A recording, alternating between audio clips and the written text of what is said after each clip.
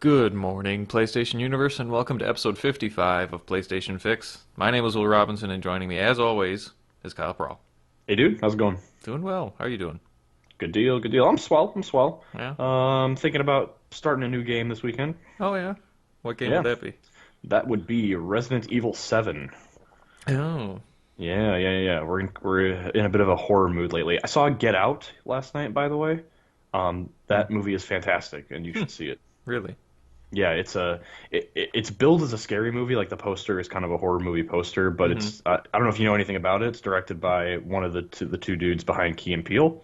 It's directed by Jordan Peele, Sure.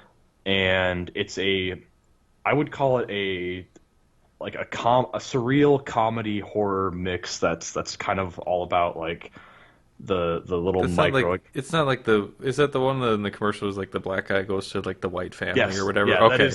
that is I that mean, one. that was like when you said it was directed by, yeah.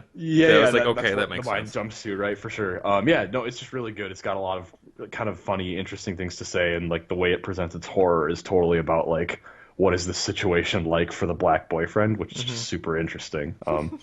But yes, highly, highly recommended. There's a reason it's sitting at a 100% on Rotten Tomatoes. Holy crap. Hmm. Yeah, might have to check that out. But so hmm is Resident Evil part of your topic discussion, or just one that you're gonna? Oh no, that's just what's going on. Oh, okay. Megan's going to be writing a paper about law precedent with relation to violent video games, and so we thought that Interesting. RE7 in VR would be a good data point for that research. Yeah, Like, what is this like at its most she's extreme she's just form? gonna sit in the corner of the room while you play Resident Evil 7 VR and see how you react. Oh, I'm not. She's playing it. Oh, I have no business in that headset playing that game. all right. No business, sir. Well, best of luck to her. Yeah, no doubt. All right. Yeah. I'll be Well. rocking in the corner still, even though I'm not playing it. Hmm. Yeah. Well, I've been joining the rest of the world playing Horizon, but we're gonna save Yeah, that man. for later on. Once I've finished the game, we'll have a full spoiler cast. But Yeah, there's a lot to say, as I'm sure you're starting to oh to yeah. to encounter. Hmm. But well, I guess I'll start off. One of the other things that I did just play that we had talked about last week that came out, was it the day of the when we recorded last week? I don't know. It was somewhat recently, but it was the Nier Automata Oh yeah, yeah. demo. hmm So I just got through playing that this morning. That's pretty quick demo for anybody to check it out. It's free, obviously. And that game is out on Tuesday the 7th, so just a few days from the time of our recording this. Hmm. Yeah. But what'd you So think? okay, I'm going to say something that I mean this in the best way possible because I liked this game a lot. I was on the Okay. minority of it. It really reminded me in a lot of ways of Dirge of Cerberus, and I love that. Like the best way, the best I'm, parts of that I, game. I, I was just gonna say I'm glad you qualified it with that positivity at first because Right. I think most people would have totally went in the other I know direction they would have with freaked what out. you're saying. Yeah, I almost did just say it without it. Yeah, but no, seriously, like I really like action-heavy games, hmm and this had a lot of that same style and feel, obviously, but elevated way above that because it's a good game, from what I can tell so far. An objectively good game Yeah, an anyway. It's objectively like good game. yeah. Um, I loved so the portion we saw, we didn't really get to see much, but um, before we dive into the specifics of what that is, I just thought this was funny. Was that they had the director of Nier, uh, Yoko Taro, hmm was interviewed talking about the demo and stuff that was out there, and I just like this quote. He said, "Everyone at Platinum Games who developed this game respected the previous title and created a spectacular game for us. I was in charge of the scenario," referring to the demo, "but it's all poop, so I don't want you to expect much from me." So it's like, all Man, right, I didn't, what a dude. yeah, Such an odd thing to say. right, Yeah, but I mean, I don't think it's been like I feel like I've just heard loose rumblings like that from this director over time, where he always is like very self-deprecating hmm, and very tongue-in-cheek. Like I'm sure he's proud of his creation, and yet he describes it like poop, probably so that people will go in and then be super impressed by it or something. hmm, yeah, but I was. it's there were a lot of things that it clearly. Well, one of the things too is like as soon as you jump into one of those types, especially like a platinum game, it's easy to. For me, it's kind of like an immediate connection where it's like, okay, this is third person action game. Like I know what I'm in for right away, type of stuff. Or even just like the atmosphere of the world. Like I think having Square working on this with them, or they're working together on this game, makes a. It was a necessary piece Mm. to make. I think Platinum's good at making just like straight action games that are really that are fun, but they don't have necessarily that lasting appeal as much as other games out there. But Square being focused on long form entertainment, Mm, just by yeah. the nature of their RPGs and all that stuff, I think that was a good marriage. So I'm excited to see where that goes. But the we didn't get to. There wasn't a ton for combat. Well, again, it's a demo, so it's just a taste of kind of how things work out in there. But I really, even just in that brief period of playing it, I was able to see some more depth in the combat just with the dash. I love the dash or the Oh dodge. yeah, yeah, definitely. That was really cool where it wasn't just like every single game now it's a dodge roll. So it's just like you move out of the way and then there's like a couple seconds of recovery time where they have to your character has to finish the roll and stand up and get out. But no, this is like instantaneous. It actually kind of felt very much inspired partly by I can't really I won't say that necessarily but because I haven't played the original one, but the dodge in this was very similar to 15's dodge for Noctis where it was Mm. not nearly as much of movement in 15 and actually like distance covered, but the if something was to hit you and you push the dodge at the same time, you kind of phase through it almost, or there's that brief slowdown Yeah, for type of sure. motion or moment. So that was really cool. And then also learning just as playing where like the enemies are they move around. They don't just like even though they're robots that are fighting you or whatever, they don't just like stay planted where they are. They'll jump back out of your reach.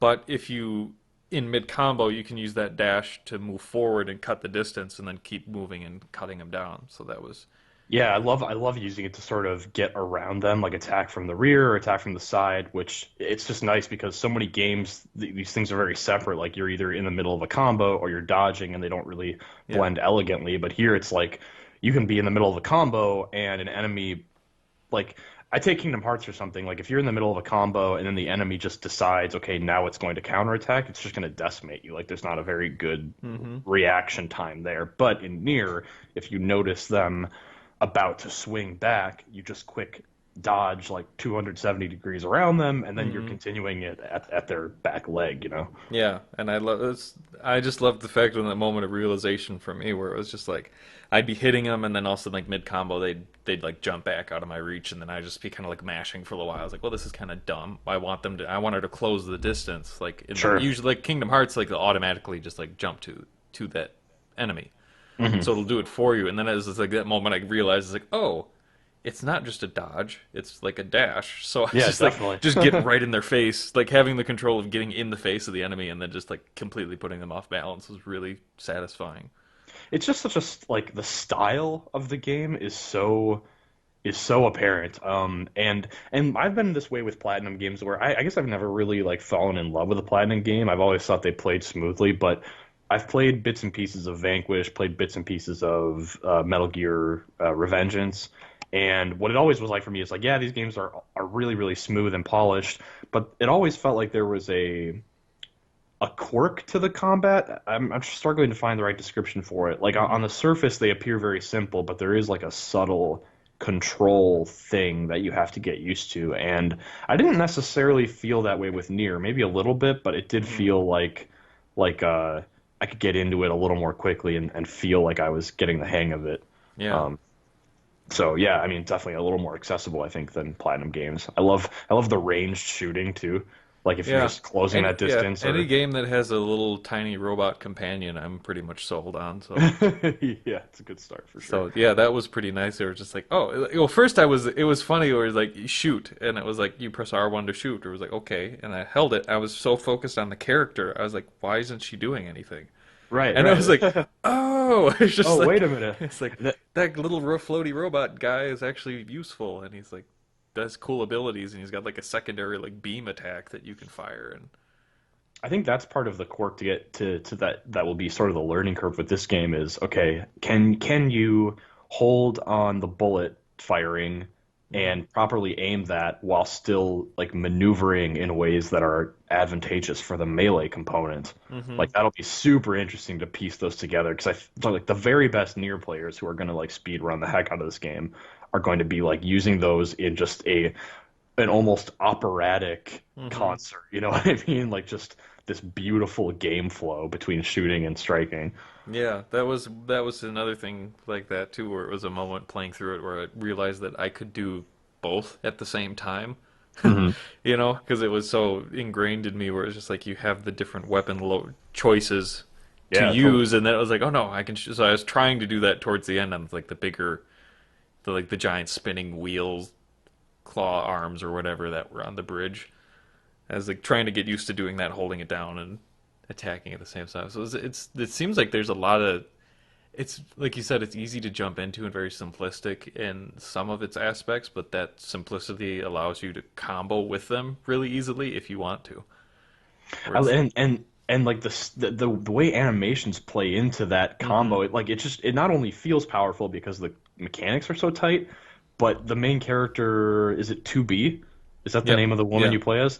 Oh my gosh, she's such a badass. Yeah. She's like sliding around on those heels, like doing all this cool shit between moves. It almost is like, man, I imagine like what if Kingdom Hearts was as mechanically tight and fast paced as this while still being difficult, you know, like while Mm-hmm. still putting up a really legitimate challenge. Like that would be super, super exciting. Yeah. I think what's cool about this game too is I know absolutely nothing about it beyond Right. just the context of the demo, Yep. which is really rare for this because I never played the original, and from what I understand, these are very, very separated in terms of like story and setting. Almost to the point of being more of a spiritual successor than a true sequel to this PS3 game that not very many people played. So I think it's a good entry point for newcomers, and even if it isn't, Mm-hmm. I'm not sure that I care all that Yeah. much Right. because it seems like it. Yeah. Seems like it'll be totally fine. No. Yeah. Like well, like you said, the combat and the animation with that stuff was just that was just beautiful stuff. Like Mm. it was really cool, and then also like learn figuring out the timing points of switching between heavy and light attacks to see the different use of the weapons coming out, and like she has like two like smaller katanas that like will that she'll use for the light attacks that'll appear, and she can throw and spin at people, and then the big one, the big sword will come out. And clearly, in some of the screenshots that we see out there, there's different weapons on her back versus what was in the demo.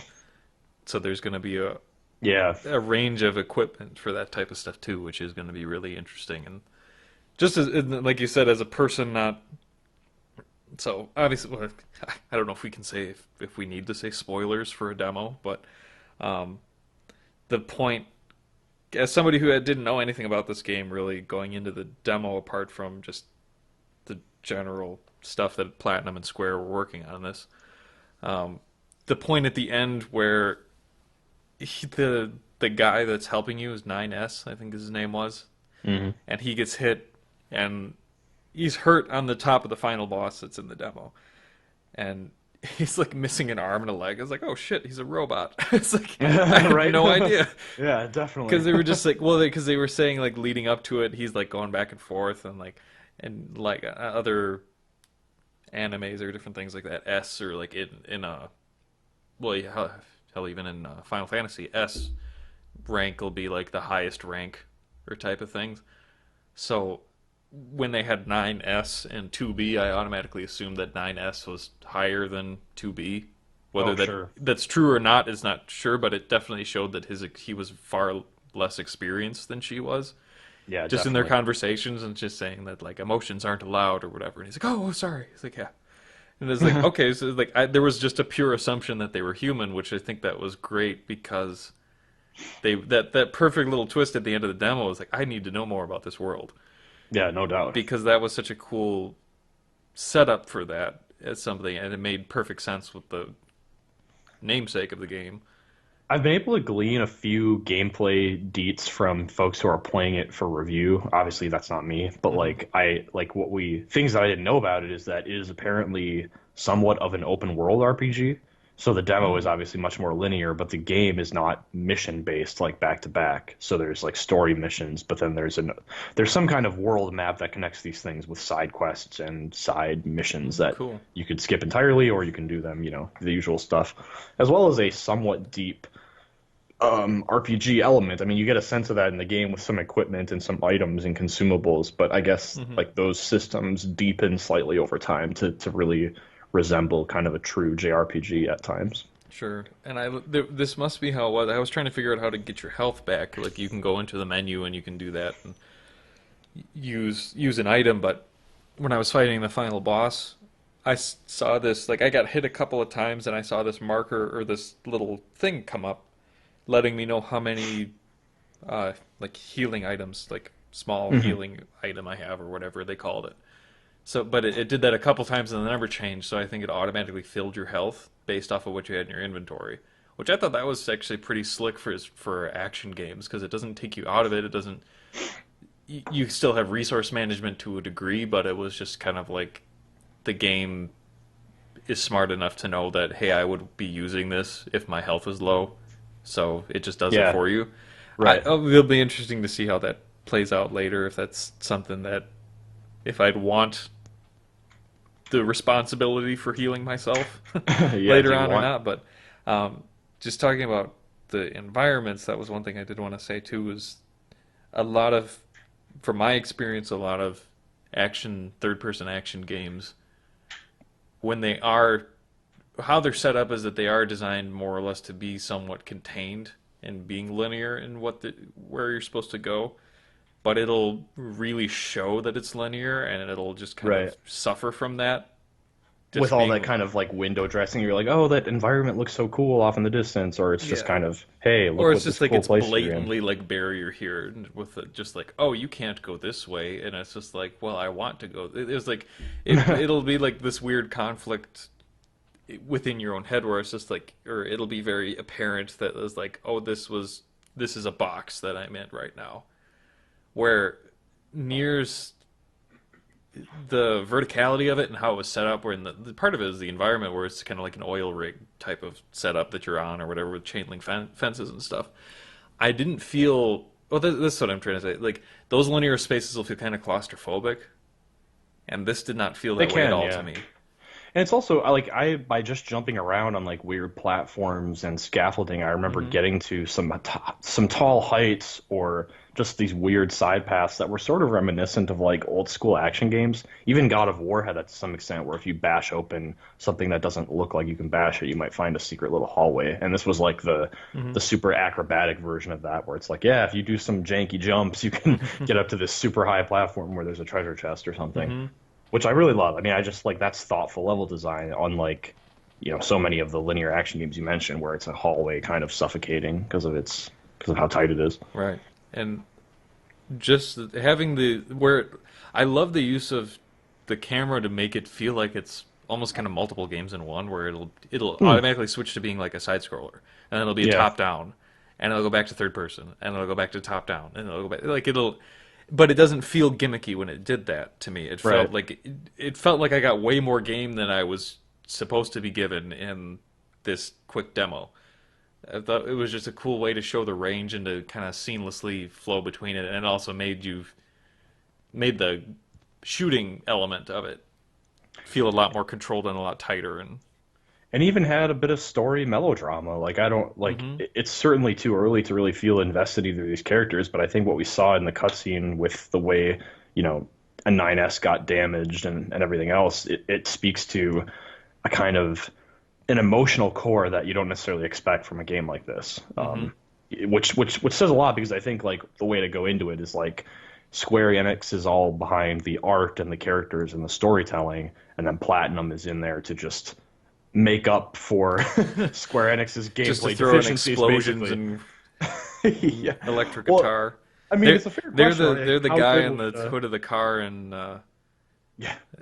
oh, what's it in Mad Max where they're playing guitar in front of the with the That's flamethrower shooting out.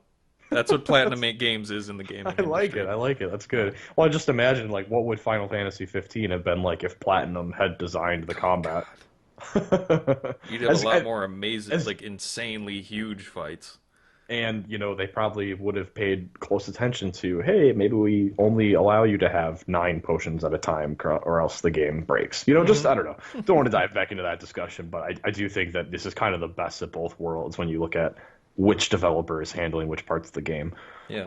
Plus, it's like I noted this on Twitter the other day. I'm like, when you look at the string of game releases, there's over the last, well, really within the 2 month span that we're in right now, it is just kind of a ridiculous release schedule of sheer quality for every gamer under the sun. Like you start with Neo, which is like that Bloodborne, Dark Souls, that really hardcore experience. Hmm. So within the span of 2 months, you've got Neo, Horizon, Zelda Breath of the Wild, Nier, Mass Effect, Persona 5, Hmm.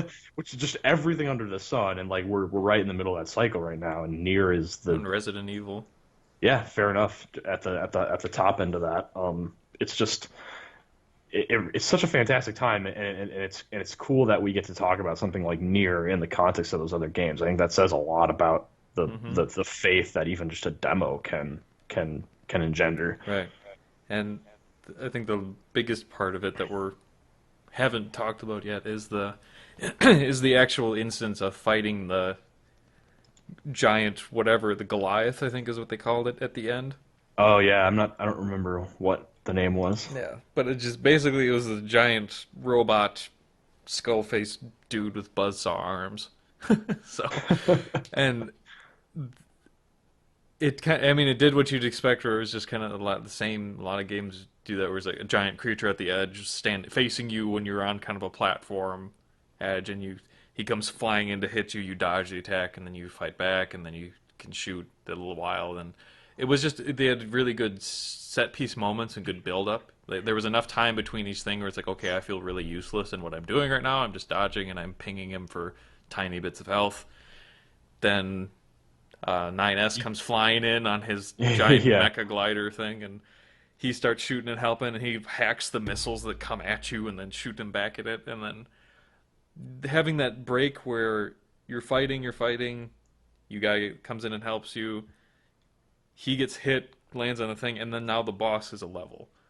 And Yeah, so you scale the right. boss, you get up, you fight a couple guys, and then you get thrown back out, you get control of that glider. So now you're in the air and you get that just keeping things moving constantly in a long boss fight and making it fresh each No doubt. after Yeah. every few minutes and then whatever reason that she can hack in they cut his arm off of the boss and hacked the arm and now you feel like this amazing power of this these cool moments where you feel the momentum and you feel the weight of that arm come flipping around and crashing into the boss Oh, and that's so true. I didn't even like the escalation there. Like you really do start the fight feeling very powerless, and like there's mhm that one moment where you really can't attack him, and as 2B, you're just running up and down like that really long boardwalk or whatever, just yep dodging the arms, and you you really can't do anything to him. yeah But then yeah, you escalate up from there, and not only that, but between all that escalation, I think the game does a great job of something that's a little taken for granted is just you need to design the fight in such a way that the player can fairly easily figure out what they're supposed to be doing, especially when the foe is that large and there is a mhm specific tactic. So I think like when the fight first starts, or even I think it's like the first time he shows up with like the mechanical arm, you can't really hit him except for the bullets, like you said, but then the arm crashes in and you're like, oh, I can hit the arm because it's sitting here for a little bit. So yeah there's these subtle little ways that Platinum has is doing to sort of teach you to play while you're playing it. mhm And not every game is like that. You might come up against some bosses like in Metal Gear or other Platinum games, and you're just like, how the hell do I do this? And then 3 or 4 deaths later, you've figured it out, but yeah you've lost some of the immersion from just going through the trial right and error. but yeah so they have that escalation in that fight, which really, I mean, it got more satisfying and felt like you were getting awarded for each step up that it took you, and you get to that point where you just crash into that thing a few times with its own arm and just destroy it, and now you have like this kind of connected moment with 9S and 2B, kind of like Hmm. being like, okay, finally we did it, and then all of a sudden it's just like three of those things appear up around them, and it's like, I mean, it's just a perfect. It was a great way just to being not it is over the top. Like, I mean, that's just what those games are, but it's not over the top to a degree where you're like really that was really dumb or type of thing. It's like, oh shit, no, they've got a ton of these things and we barely scratched the surface. Now we need to Yeah. know what can we do. Like, it's hopeless. And now then they bring out these little black cube things or whatever, and they have to report to somebody and get permission to use them to destroy the other things, and then it's an apparent suicide by the two of them to finish their mission and clear out the rest of the machines that are there. Which is And such an interesting way for a demo to end, right? 'Cause you're like, wait, yeah, what? but then that's what I was expecting at the end was I was waiting for a moment or it'd just be like after that flash of white was done, it'd be a moment where like 2B would like kind of quickly like wake up and catch her breath and then it would like disappear Mhm. type of thing. Where me like to me that could be interpreted a number of different ways, but I my assumption was that since we found out that 9S was a robot that they have just like they have record banks of all of the data that they collect on the missions or where they are, and they basically are used as expendable soldiers, and then that memory gets dumped into a new model that's the exact like a replica. That was my thought. I think, yeah, it's a good question, and it begs like I walked away from the demo going, I don't even know if this is going to take place in the game itself. You know what I mean? Yeah. Because it even felt like a little self-contained story on its own. And given how Mm. that's what the cool thing about going into this series with totally fresh eyes, really not knowing anything about it except that its director is kind of crazy, is that it really like the shit could hit the fan at any moment, and you have no idea where this could go. And the demo could just be like a totally standalone experience, Hmm. just meant to like be a red herring for the game itself. Right. So Um, very, very cool. there's a couple things I do want to throw in at the end before we move on. There's just an interesting thing that Nier is doing now is that they're throwing in the ability to buy trophies. Did you Yeah, see that? yeah. Yeah. I did see that, and there are.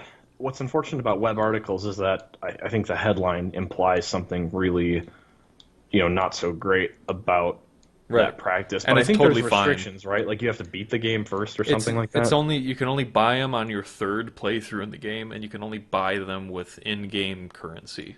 Okay, So yeah. there's So no then real money. Yeah, it sounds that way was the big worse than it thing. Yeah. actually is.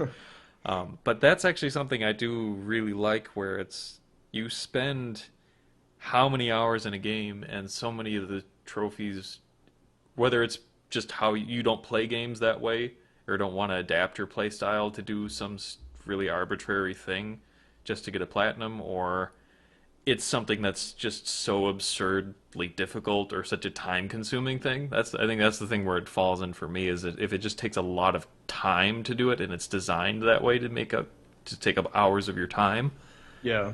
why not just play through the game and enjoy it again for the third playthrough and then use that money just to get rid of a couple of those trophies? I don't think we know exactly how much currency you'd be getting along that playthrough or if it accumulates each time you play or what have you, but Yeah, I don't know that we know either, but it does stand to reason that just as a consequence of like, I don't want to do this challenge, I want to spend gil or whatever on the trophy instead. I would imagine they'd be pretty expensive. Like you're making a conscious choice to be like, I'm not interested in that part of the gameplay. Like I don't want to find every collectible in the desert because that just sounds awful. So yeah. instead, I'm going to play the entire game a third time, and by then I'll have enough money to just erase that Hmm. trophy. You know? Yeah, on the screenshot that we got from a I think this was from a Reddit user in Japan that was playing the game. They're showing it as being like 50,000 gil, 100,000 gil, and the current bank account of this guy, he's got 3 sold out trophies on the screen, and he's got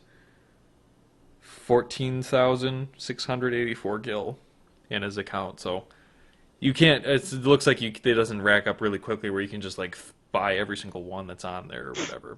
Right. But And yeah, that's for those good. couple of ones, like for some people that may not be comfortable with one of their more pervy trophies, where called "What Are You Doing," which forces you to move the camera underneath and take a peek at 2B's underwear 10 times.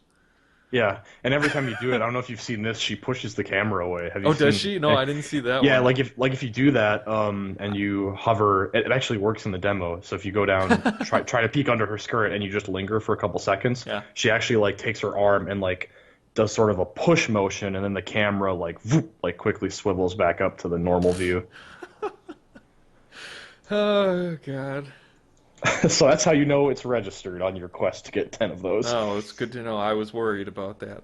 Yeah, how will I possibly track it? Yeah, jeez. So anyway, that was some of the more interesting additional features for that game. But yeah, Yeah. as it stands right now, I really do want to check this game out. Like, Yeah, I'm pretty hyped for it. It's one of those weird things where you've got such a blockbuster title like Mass Effect coming out, and that's obviously something I'm excited for and will be a big gaming moment, but almost on virtue of like freshness and the excitement of the unknown. yeah, Like this is almost equally exciting because of for a totally different reason. yeah, and One just thing I'm having a excited break. for. Yeah, yeah, definitely. It's something just really refreshing and unique. Mm-hmm. All right. Well, we spent about a half an hour on just that topic alone, so I think it's about time to move on. So, what do you got Yeah. for us? Well, I want to talk about Destiny. Oh, interesting. You're That's a talking weird about one for me, Destiny right? now. Yeah. Yeah, yeah, I know. I've been corrupted. I'm in that camp. Well, specifically, we got some news this week that about Destiny 2, and in Mm-hmm. particular, how your Destiny 1 characters will reset when going into Destiny 2. So I'll quote from Kotaku's Oh. article on the matter. Jason Schreier writes, "The upcoming Destiny 2 will be a total reset for your Destiny 1 characters," Bungie said today, confirming that you won't be able to carry over weapons or gear from the first game. Your character's appearance, however, will be retained. Bungie goes on to say, sequels represent the start of a new adventure for every player, with new worlds to explore, new stories to tell, new powers to acquire, new loot to earn, and much more. This led us to a decision that would enable us to serve both the game and the player's best interests. Destiny 1 power, possessions, and Eververse related items and currency will not carry forward. They will, however, remain accessible to you in Destiny 1. So ipso facto, I think Bungie initially marketed Destiny as a game with a 10-year plan. I'm sure you remember some of that conversation where Yep. your character would be with you throughout the entire journey. But it sounds like they recognizing some of the missteps they made with Destiny 1, they want Destiny 2 to feel like a soft reset for their plan, like something Mm-hmm. that's dramatically better, more skills, more powers, maybe a rejiggering of what the class system means. And because of all those things, I think it's just easier from a design perspective to wipe everybody to level 1 Sure. so that you're all experiencing the same arc of character development. And Yeah. I get that, right? I mean, how else would you do it? I guess you could have a campaign mode where Mm-hmm. it's scaled to your level. No, But they're doing a multiplayer version of basically like a Mass Effect or a God of War, where it's the same character, it's the same story, it's the same everything, but you're doing that quirky, just kind of like, oh, we have to like in God of War, it's like you get dropped into the river Styx, now you lost all of your stuff. yeah, yeah, So yeah, every it's like every one of RPG those. ever. Yeah, it's. I mean, that's. I could see people getting pissed off about it, but it's like every single game in history has virtually done the same thing. When they do a sequel, it's like this Yeah, isn't and new. and it's weird with Destiny because it straddles the line between a traditional shooter story and an MMO, and Hmm. this is where you start to get like some of the. I mean, I don't even know. I haven't really gotten a gauge on what the community's opinion on this, but I'm seeing some comments in the article saying fantastic, to be expected, but fantastic. If this wasn't the case, something something. I have 1,000 hours in Destiny, and I'm totally okay with this. It's not like my character made decisions that affected the story, what little Right. story there was. Yeah. And someone else says, I'm fine with the gear and level set, but then he's upset about the Eververse thing because apparently that's involved with real world money. Mm. So there's a bunch of different angles to approach this, but yeah, I thought it was an interesting note. It to me it actually engenders some confidence in Destiny 2, Yeah. because if I heard that they were making this big effort to bring over like the power system, the way character progression works, the gear and armor from Destiny 1, like all those systems, that would concern me because that would signal to me that Destiny 2 isn't Yeah. necessarily getting the overhaul That they that I didn't think it really learn needs. as much as they should have. Yeah, like if you start with that, I feel like you're sort of digging yourself into a hole already, and now you can only reach so far toward new things, ambitious things, Yeah. when you're trying to fulfill a promise to a previous game Hmm. that you probably just want to forget about as soon as possible. I mean, I mean, I like. Well, I mean, it's. Well, but you just kind of will for. I mean, as far as story, there wasn't really much to remember. So, fair enough, but yeah. I mean, that's our big hope for Destiny 2, though, right? That it will Yeah. make on the Well, promise of didn't a they really say it was exciting supposed to be campaign. like huge or not? Oh no, that was the different. That was Battlefield 2 headline or something. Am I Um, crazy for like wanting them to embrace more of like the Diablo model where it's totally great as a standalone single player thing, but then like it mhm, Diablo never in my mind feels like an MMO. Even when you get to the end game, you're either starting over on a harder difficulty or you're joining up with people to just go on crazy loot mhm. raids. Something about Destiny just felt really, really grindy once you got to the end of it, and Yeah, not in like a good loot explosion way that Diablo felt. So I right. think And it didn't finding give you a choice into being like right. to being able to play just on your own. Yeah, definitely. Unless until you waited for an expansion to come out or something. That yeah, that's something that really put me off of it because it's like I don't have that constant network of people that are playing Destiny at the same level 24/7 to just jump into the Vault of Glass or whatever Yeah, definitely. and to get through all that stuff. It's like every once in a while I got people that are deciding to play Destiny at that time, but they might not be at the same level or they don't want to do Vault of Glass because it's such an intensive thing and it's like okay, that's fine, but it's like and I don't want to sit in a random lobby of people and just join parties and do that stuff. I'd much rather either just to have the options, and they didn't really fulfill that need. Yeah, I want to be empowered as somebody who more or less wants to play most of the game by himself. So whether Hmm. that means, okay, I've beaten the campaign and you've also beaten the campaign. So now that we have, our gear is good enough where we can sync up with each other and go do this end game strike. Hmm. Or and you can have this loot feedback system where it's like, oh, we can't play that strike on hard mode, but if we race through the campaign a couple more times, this is the Diablo flavor, just with progressively higher difficulties. Now our gear's at a point where we can do this strike mode on hard, and so you're constantly on this Hmm. kind of like cyclical treadmill. And the thing about Diablo is that the game is fun enough and also somewhat mindless enough that it doesn't really feel repetitive, even when you're playing the campaign for like the Hmm. fourth or fifth time. Yeah. And the enemy placements are random, and there's other RNG elements to sort of freshen it up. But yeah, I think to me that's the key with Destiny 2 and with Bungie is just finding where do Halo and Diablo meet each other, and once we find that place, let's polish it to a mirror sheen and have a Hmm. really great story to go along with it. Yeah. That's what I'd like to see. Things like I know raids are designed to be parties to go into Hmm. them, but it would be great if there were to have flexibility with them, where it's like, okay, you need to do these mechanics in this fight, but if you're only going in with two people, will lower there won't be four pods people have to stand on or whatever, like that type of stuff. Yeah, Instead, definitely. there'll be two, so that both of you can do it at the same time. Or we'll have somebody has to go and do this while the other person just kites all the other enemies and Yeah, all and I that kind like of the stuff. notion of like, one of the problems is that if you went into a Destiny strike with less than the recommended number of people, you really felt the HP sponge that all the enemies were, or Yeah. the bullet sponge. So let's go a different way with it. Let's scale the HP to the number of people fighting it, but then let's make the margin for error much slimmer. So if there's only two of us, Yeah. like with six people, maybe a single death is recoverable, right? This is kind of the Hmm. MMO analog. But with two people, you not only take more damage, but going down, like one of you going down for even a second could be deadly because you both need to constantly be alive to handle mechanics. Hmm. So yeah, I just those were the missing pieces to me. Like that didn't get a lot of thoughtful consideration in the first game. Yeah. It was just kind of more like this is how it should be, and it's like no, there's a lot of other things that you should probably include in that. Right. And it's like okay, so Oh, yeah, yeah, I'm that's excited to see where it goes, and I'm happy that it is going to be more or less just a not not a new start to the franchise, but almost kind of like that, where it's just yeah. like we're not requiring you to know anything about the other game before, or have played a certain amount in the other game. It's just like this is the next entry in this series, and this is where anybody can start from.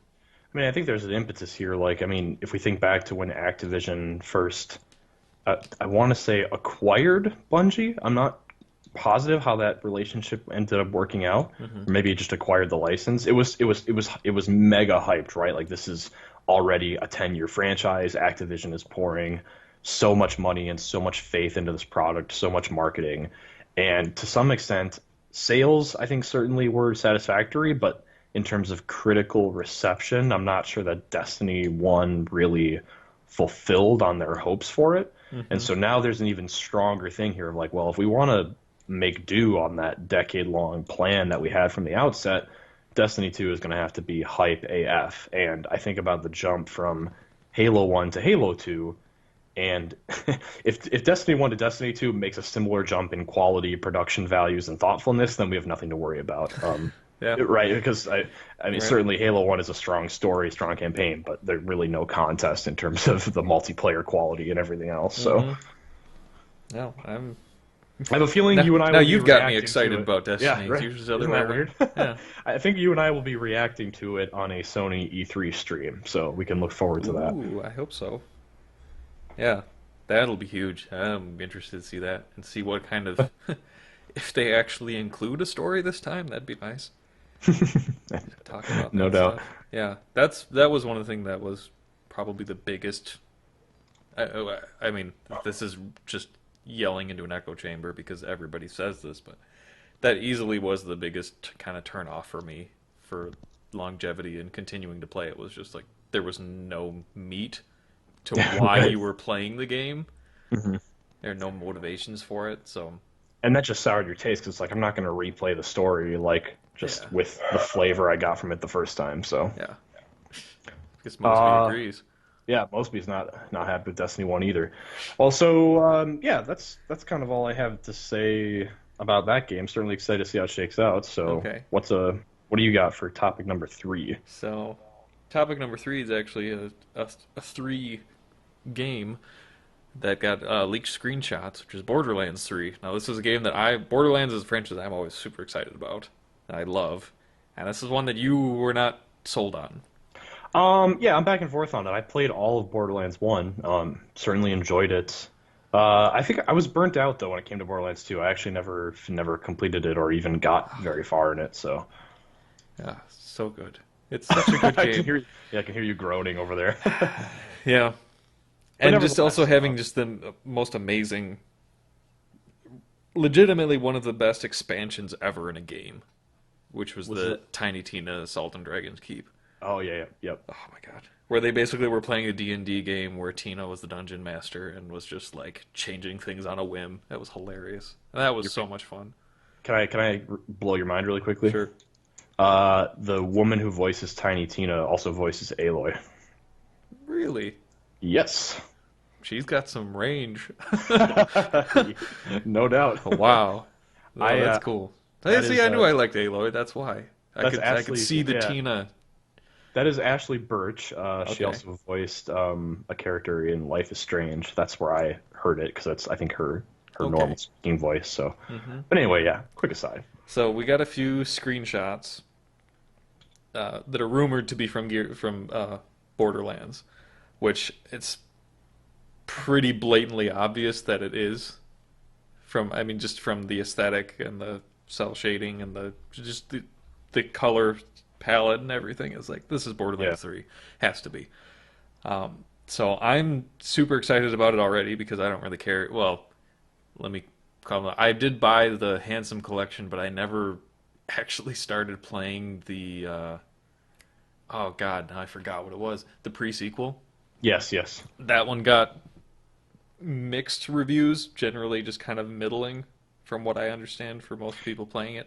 I think that's where the burnout started to hit critics in some respect. Like Yeah. for me, I couldn't play Borderlands 1 and 2 back to back just because it was like I needed something else in there to break it up. Hmm. But for yeah, I think that's where it started to be like, okay, let's see something new with this franchise. Yeah, and they did do some. I mean, it was in space, so there was some new stuff, but I think a lot of it, at least from my experience with it at previewing it at E3 and other things like that, where it was just like the charm of the charm of the first two games was not there as Hmm. strongly, just from the character design or like the interest for just the immediate like kind of interest of the characters when you first saw them. It was like, okay, these are stereotypical archetypes of what this character should look like, type of thing. You know, it wasn't like I didn't get interested in anybody that I saw immediately on there or the different play styles or that kind of stuff. But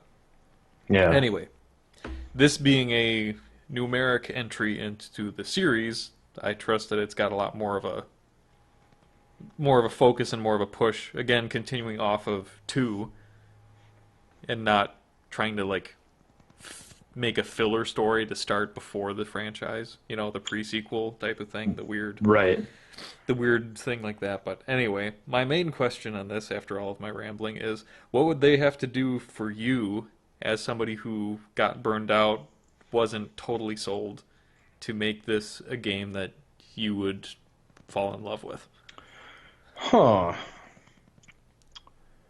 Yeah, well, okay, that's interesting because it's not that there was in particular any element that really turned me off, like, oh, this piece is a huge negative to the game. I think and again, this is a consequence of not playing a lot of Borderlands 2, is that certainly in Borderlands 1, the storytelling was its weakest component. That was such a backseat to the gameplay, Mm-hmm. and it was difficult to learn a lot about the characters and the NPCs through just these super limited interactions with them. I assume that that improved in Borderlands 2. I haven't Yeah. heard many people complain about the story, so I mean that's always important to me, no matter what game we're talking about.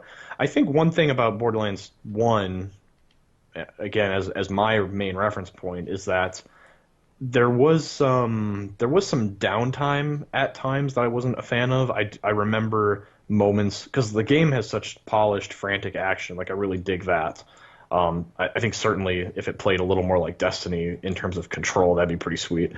But I do remember like there were longer stretches of traveling or stretches between city and city that like I mean that's a consequence of being an open world game, right? But one thing I Mm-hmm. really love about Horizon is that the world is very big, but also not big enough that you never feel like you're just in stasis from one place to another. Like there's always something interesting to see.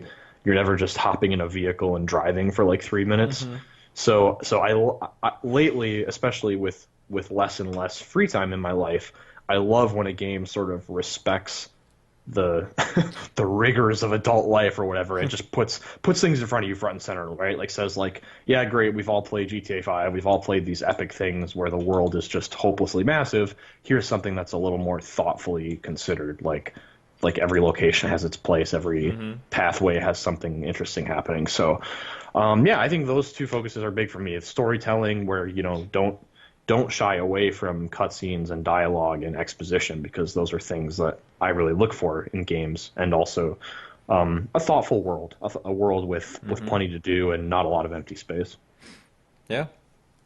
Well, I So think how so did Borderlands 2 fix all those things? for me, I'd say yeah.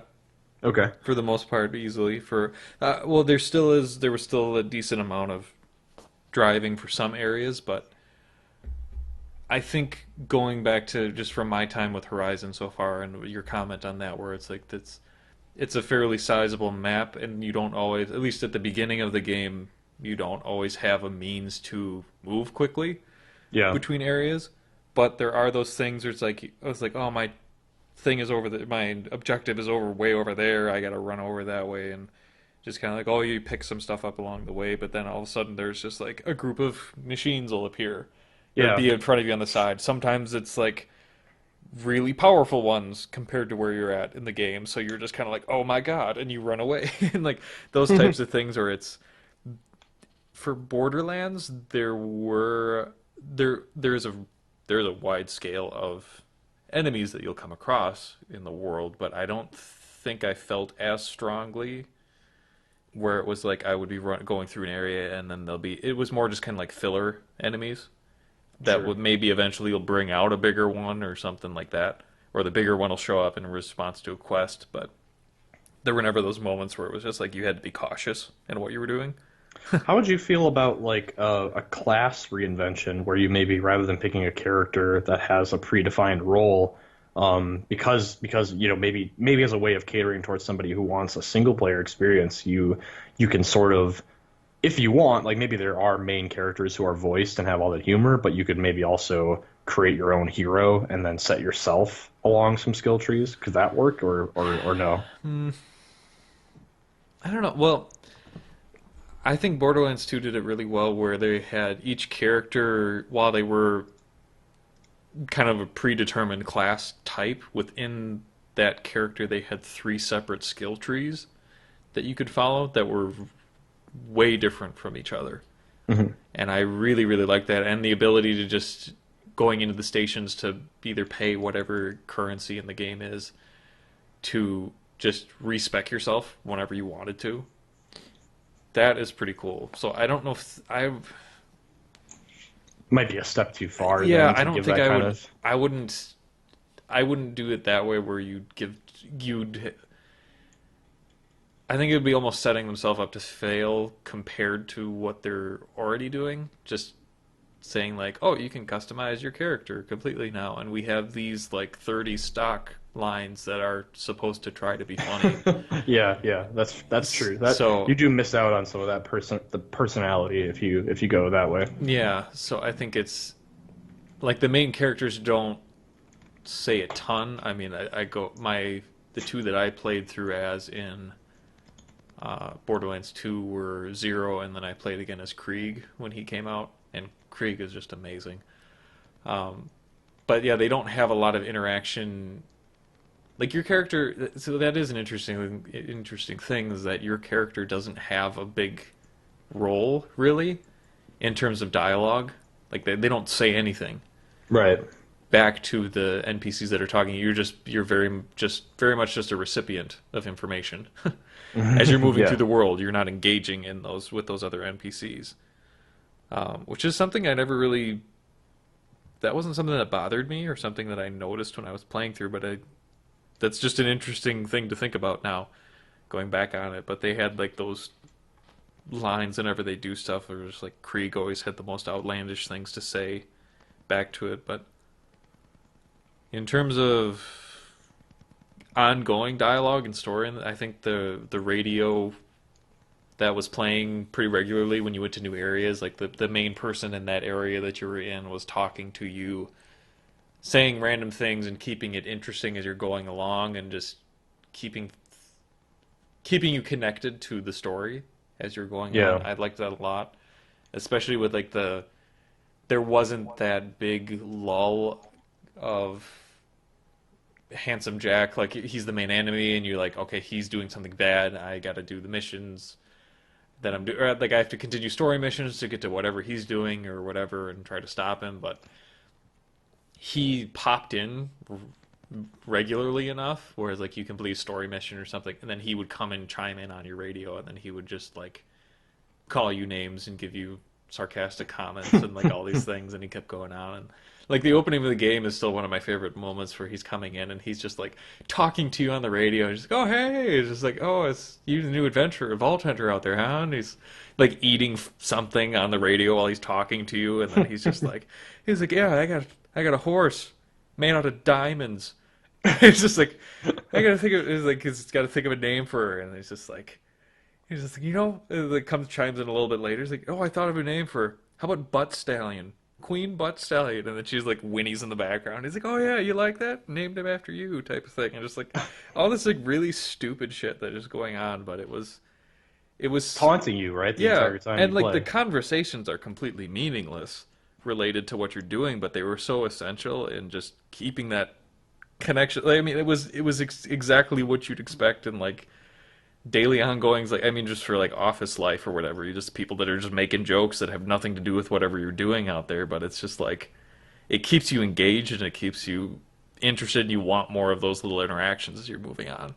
Yeah, for sure. And it was so they did have a few moments for big cutscenes. I don't know if this Borderlands really is set up for a big cutscene. Every time there was a new character that got introduced, there'd be like those cinematics or whatever that like would show the character moving, and then like the name would pop up, and then it would go back to just kind of like NPC style dialogues where you're like in Hmm. the game world, they're just like talking at you. Is there any opportunity, you think, for more environmental diversity? I know Borderlands 2 started off in an ice world, so that was Hmm. definitely like very, very different. But like, at least with these new screenshots, there's Hmm. a there's the desert atmosphere looks identical to what I remember from Borderlands 1, right? Yep. So I'm hopeful that and this could even take the shape. I'm not sure if the lore supports this, but your ability to travel, like maybe it's not just on Pandora anymore. Like maybe you can travel to different worlds, almost a la Mass Effect, where the diversity is just Hmm. massively enhanced. Yeah, they had some. They did do a really good job, I think, in two with the diversity of worlds. Part of that was, or diversity of the world. Part of that was because of expansions. So you did have to get those later, but they did add some really interesting, like this really big jungle area for Sir Hammerlock. He had an Mm. expansion. There was a pirate world or kind of area expansion, and then uh, Mr. Torg had uh, the badass creator of badassitude, I think is what he called it.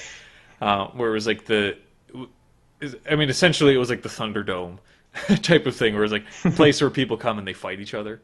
Yeah. That was a cool area, and they just had the Tiny Tina's expansion and all that stuff. So there were a lot of cool things with that. But within the world, they had the ice world, they had the desert, they had some more jungly areas, and I would love to see them elevate that in three. I think they would almost have to just to make it a real continuation because we don't want to see more of the same. I think that is something that could become dangerous, but there's been enough time between my time with two and when this game that I don't know if I would mind that too much.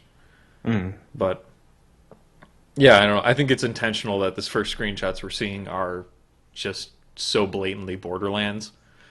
It's an announcement without the announcement. Yeah, I think that's pretty much what it is. It's just like because two and three both have like they both have the same intros starting in like the desert area or starting in that same feel. So Yeah, so there's some aesthetic reasons to choose that, I suppose. yeah, I think that's mainly what this is. But Another one we could see at E3. I hope so. It would But be yeah, time, right? It's been long enough since Gearbox's last outing, so well, you would think anyway. they had Because Battleborn Battleborn was like was early 2016, is that right? yeah, I think it was Oh, back in April or May, wasn't it? I thought it was yeah, springtime. I I think it remember was the talking about it then. third or fourth month of the year. Yeah, I don't think it was in February or And, maybe it was February. It was in and the first quarter essentially. yeah, and certainly they've been working on this in the background throughout all of that. Yeah. So Mm-hmm. So anyway, you got anything else that you wanted to throw in? yeah, just one. Let's talk about the future of PlayStation Plus. Hmm. So here's what the impetus for this notion. We found out what the free Plus games are for March 2017, Mm-hmm. and here's the thing about it. I hesitate to call it an impressive lineup, but I think it's one of the more quality lineups in recent months, if not recent years. I think it's generally recognized that PlayStation Plus has just been getting a bit less exciting every month. Mm-hmm. Yeah, I've With stopped just paying attention yeah, entirely. I as well, almost completely. So this caught my eye because Destructoid said, "Hey, the lineup is actually pretty solid this month." So I'll just run through that quick. On PS4, you have Tearaway Unfolded and Disc Jam. The notable one there, of course, is Tearaway. That's like the PS4 remake. Mm-hmm. On PS3, there's Under Night in Birth and Earth Defense Force 2025. Mm-hmm. We'll just leave that stew. And on PS Vita, there is Lumo and Severed. So Severed is another one kind of up there with Tearaway, where it's like, oh, that's actually like a critically acclaimed game that Oh, a lot of Severed people. was the drink box, wasn't it? That was Yeah, that. that's the That Infinity actually looked Blade. really cool. I forgot all about that game. Yeah, so that's out. So that's free now, or will be come? I imagine the next week. March 7th, I think it looks like. Yeah, that makes Yep. sense. So yeah, so I mean, certainly it's not a knockdown, drag 'em out lineup, but it does have a couple kind of key, noteworthy titles. Mm-hmm. But here's the dilemma with PlayStation Plus is that I would argue that this is one of the better lineups going back as long ago as a year. You know, like Yeah. this is the first one in a long time to actually make me go, oh, cool. Um, which says a lot, I think, about the quality of the service and certainly about what's coming up going forward. I think we're in this weird position where Sony has committed itself to giving two games from each platform with every PS Plus update, but PS4 is still selling so well and games are still selling so well that I can't imagine many publishers are chomping at the bit to give away their stuff on PS Plus. Mm-hmm. And I think it's very clearly stagnating. Like that's almost inarguable at this point. The game quality, like we're running out of things to give away. We're running out of great games to play, Mm-hmm. and certainly we're hitting a wall with what people are willing to give away. So my question then is how much longer is this sustainable before the single player gamers of the world who don't need Plus for its multiplayer aspects, how long before those things start to suffer and before PlayStation Plus has lost its value and before we actually have to rethink what PlayStation Plus even gives people? Like maybe at some point not too far from now, the 6 games being given away isn't valuable anymore. So the service itself has to change dramatically. Like Mm-hmm. maybe to offer a different service, or maybe it's like maybe some kind of streaming is baked into PlayStation Plus. Like I'm not sure what that means. So I guess it's kind of an open-ended conversation. Like if PlayStation Plus looks completely different 2 years from now, Mm-hmm. just because it has to change with the times, I guess what would you want to see as part of it, or what kind of a makeover would be good? Okay, so this is. I actually haven't really thought about this before, but I just came up with this. Is what I would really, really like is having more of an emphasis on them recreating like PS1 games for PS4 and things like Hmm. that. Hmm. Not necessarily. So you could do one of two ways. I think. Well, my first thought was that okay, you put this up. You don't want all the effort that you did to put in to convert these games to be able to play on PS4, and have them up for like a whole month. So you're not making any money on it at all because everybody's just going to wait till that month where they come out, download them. Yeah. So you could do it where it's like you have like a couple hours in a month where this game is going to be free and have it that way. Or you do a thing where it's you open it up to either like retro games. You could do like a retro game, you could do a PS3 game, a PS4 game, or something like that where you do kind of a lottery system for the game that you would be getting. Like so it'd be individualized among persons so that not one developer is going to be hurting a lot from their game being free for this month and they're not making any money off of it. Sure. So you have it basically like you get a lottery ticket and it Hmm. can be anything within that category or something like that. So you could get well, I'm trying to even think of a different. So like if it was PS3, you could get anything from like Metal Gear Solid 4 to Layer to like anything, and it should be able to figure out like based off of the things that are already credited to you. You won't get like duplicate things. Okay, like yeah. So if you So you won't get screwed twice, like so don't mean to dump on Layer, but you won't get like two codes for Layer in a row or anything like that. So you wouldn't miss out on it, but it would be a different range of whatever it is out there. So like PS4, if you got really lucky, it'd be a really, really, really tiny chance, but you could get like Horizon for free, sure. like So that an kind of thing. RNG, so an RNG system and then an algorithm sort of speaking in concert to sort of decide, hey, Hmm. what might Will Robinson be interested in playing? Yeah, Man, it's almost got like a Vegas flavor to it. yeah. I think Which it'd is, be I really mean, cool because I mean it's just like you're getting it for free, yeah. so don't complain about it. Yeah, it's hard to argue about it when So you're it's okay. So like, if we just take it on its service value, like you have to pay whatever $5 a month to just play online on PS4. So yeah, that's still what you're paying for. But then hmm on top of that, yeah. everyone's getting what would you say then? A couple of games a month, one I'd say game you a month? get well, you could do. I'd say you do 2 games a month, and you get to pick from like one of 6 categories or something like that. Okay. You get retro, Vita, PS4, PS3, new releases, or like and so you can get this. Well, no, not new releases. That'd probably be two, but yeah. So maybe like the those 4 categories or something. God, this would just inspire like so.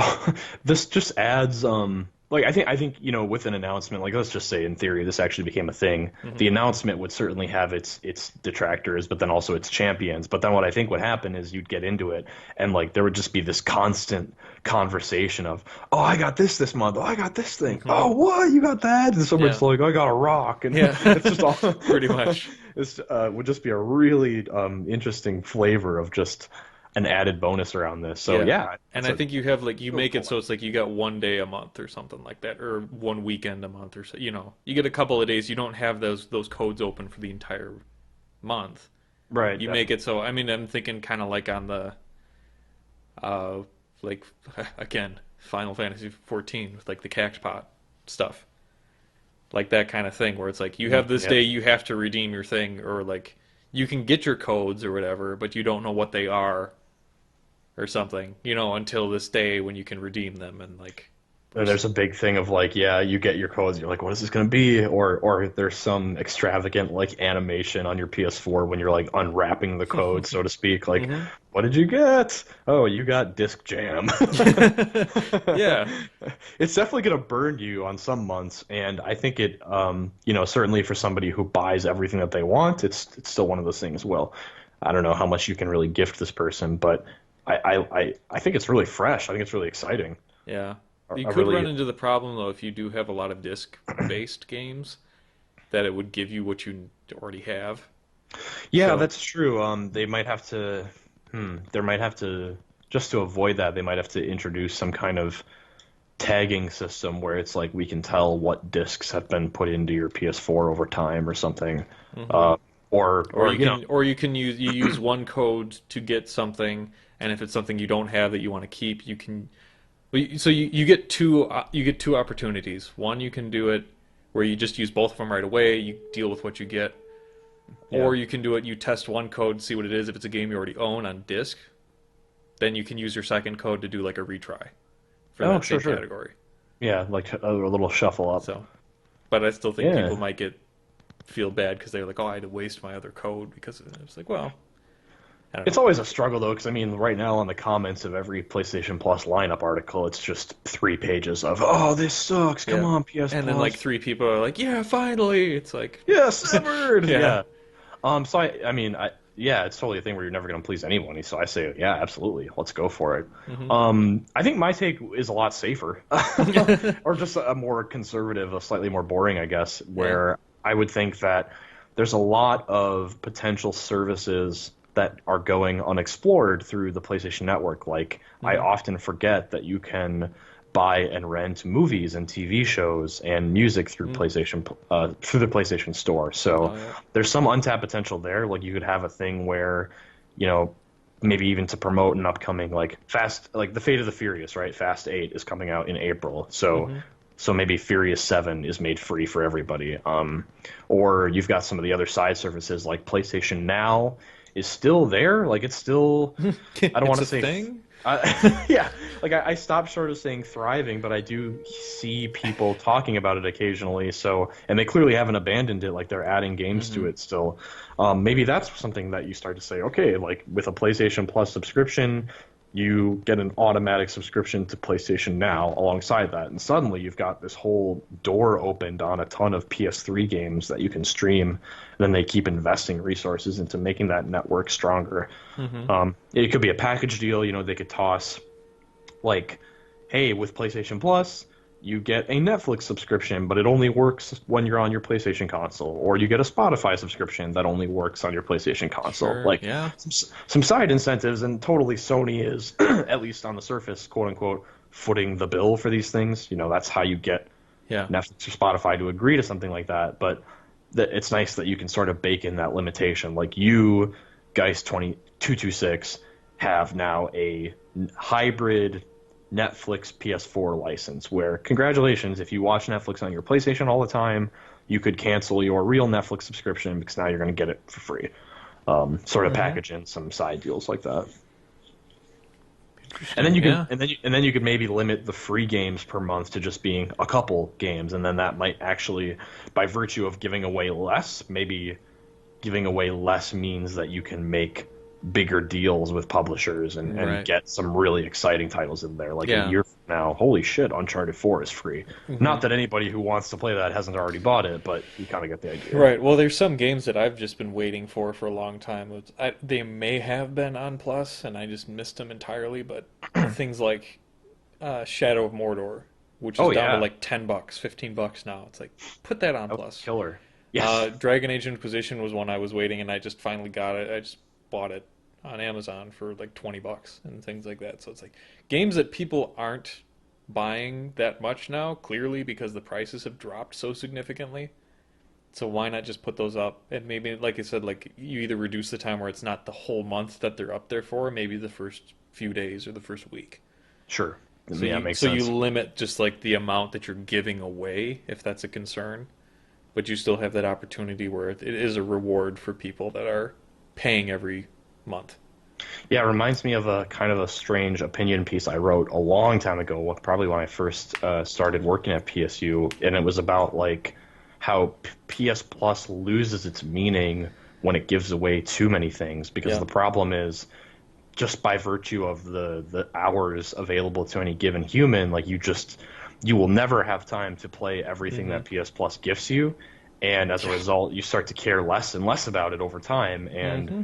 I think they've mistaken quantity for quality over time, Yeah. and we certainly don't know how the inner workings of these deals, like how these deals are hashed out, but it stands to reason that you could maybe do like a lottery system to make it more exciting, or here's PlayStation Now, you just get it, like that's part of your subscription, and you get one free PS4 game a month, and they're big marquee titles, Shadow of Mordor, like you said, or Mm-hmm. Batman Arkham Collection, stuff like that. Yeah. No, I think that would be really great. Because yeah, it's like we started. This is like neither one of us really pays attention to this anymore. And Because yeah, we're enthusiasts. Like this is yeah, something that I used to look forward to every month. I was yeah. like, man, what's the list gonna be? And it used to be pretty good. And it's not as much. I mean, like Severed, I'm actually gonna probably get that right now. Tearaway Unfolded. That's just a remaster, is it? Sort of. Like the first half of the game is really similar to Vita, and then like the second half is like PS4 unique levels. Okay. It's interesting. Yeah, it's difficult to describe that one. It's All worth right. playing, by the way. Totally worth downloading. Yeah. No, because I didn't do Tearaway on Vita when it Oh, then wasn't this is on gonna be there. So perfect for you. yeah. So like those I'll pick up, but it's like, well, for one, it's like you give out all these games. 80% of them you don't care about, but then you throw them on your store account anyway, just like, oh, maybe someday. No, you're never going to play them. But And then you like, also forget what you have actually right, like and then registered over this, time. and also the navigation is atrocious on that to see what you actually had in your cart. Um, and the second thing is that there's no room on your system. Like if you got like 4 or 5 Oh, for games sure. just on disk that you want to keep on your system to be able to play from every once in a while, you can't do anything else. I've It's had to very true. delete like three. I had to delete 2 or 3 games off of my system just to play Horizon because like the games are getting more substantial each time, Yeah, and absolutely. it's just like the infrastructure isn't there to support something like this where you just throw everything on there. It's like so it's always just like down like reserve and forget type of thing is what happens. Like I can't even begin to try to think of how many games that I have on my Plus account that I don't even know are there. Yeah, absolutely. And there's so many, and the storage space is a whole other conversation because I've had to delete, like I've downloaded games, even some that I've purchased, indie games and stuff that I have always fully intended to play, Hmm. and because I've had to, and this is sort of on me for not playing them right away, but a year goes by, I don't find time for it, and then I have to delete it to make room for something like Horizon. I'm thinking of like the vanishing of Ethan Carter. I'm thinking Hmm. of, what was the game by the guys who made I was Bastion. just trying to think of that one because I have that on my system and I Oh keep my refusing gosh. to delete it because I don't want to forget about it. What is this game? Oh, I can't remember what this is. This is terrible. Transistor. Transistor. Yeah. Okay. Yeah, no, I know Another great exactly because I example. was I like I think. was thinking of that exact game because I almost deleted it for Horizon and I deleted like Overwatch or something instead. Right, Because right. like it's nice that your save data doesn't go away because otherwise that'd be a whole new it's just difficult decision making process. But Right, for sure, for but sure. yeah. It's just no. They definitely need to do something though, because it's just starting to die as it is. And that's a real shame because it was such a marquee thing that separated PlayStation from the competition, and now others are catching up. Like Xbox has, what is it, Games for Gold, like something like that, where it Hmm. gives away a couple free games every month. And the nice thing about Xbox is because they're new to that party, they're able to give away like some really Yeah, cool marquee titles. Like because PlayStation used to do that too, and we've right. just run out of things that are I think cool. it'd be cool if they did it where so they put these games up. They can continue the same system they have. As like, well, you can take them if you want, or you can exchange your free download of that game for like PlayStation Store credits, and Oh, you can that would be collect over really several cool. months. You can collect and say like a new game is worth like 1,800 credits or something Oh, that is ridiculous like that. awesome. No, Then that's you such a good idea though, and you could scale the credits to be like, okay, what is the MSRP of right, Lumo, right? So yeah, maybe that's not a ton, or the yeah, MSRP of Tearaway is a bit more, and you stock up. yeah, Oh, and you that's could so. have game be like 10 or 50 or 100 credits or something, or you know, you scale it to whatever makes sense. But then you can opt out of that free download, but you still get something from it. Another thing I thought of that's totally wacky and is never going to happen. It's probably the most outlandish of these ideas, even more so than the game lottery, is by being a PlayStation Plus subscriber, any game that you own, like that is in your PSN purchased category, Yeah. is playable through a PS4 emulator on PC. Oh Jesus. Yeah, that's no. So you could take your games with a laptop on the go. You could apply, if you happen to own the super Hmm. nutcase PC with crazy GPU, you could crank up Uncharted to 4K. Like, yeah. Sure. Okay, no, Sure. no, Yeah. all right, Hmm. yeah, sure, Kyle.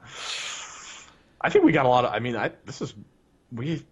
You certainly had more ideas than I came to the table with. We definitely came up with some stuff. Yeah. No, I think they need to. They need to do something. But I think a credit system would actually be really cool, where it's just like we put these out here. You can either like Severed is probably going to be the biggest one on this list, at least for me. Tearaway and Severed would be the biggest ones. So you make those be worth the most points Mm. if you wanted to exchange them for, because those are the ones that people would most likely want, and then make other games be like less value for the one like I mean like Lumo or whatever, Disc Jam or whatever. You have them be cheaper, so you have different credit ratings. They're not all the same, Yeah, yeah. so you have to make an actual choice.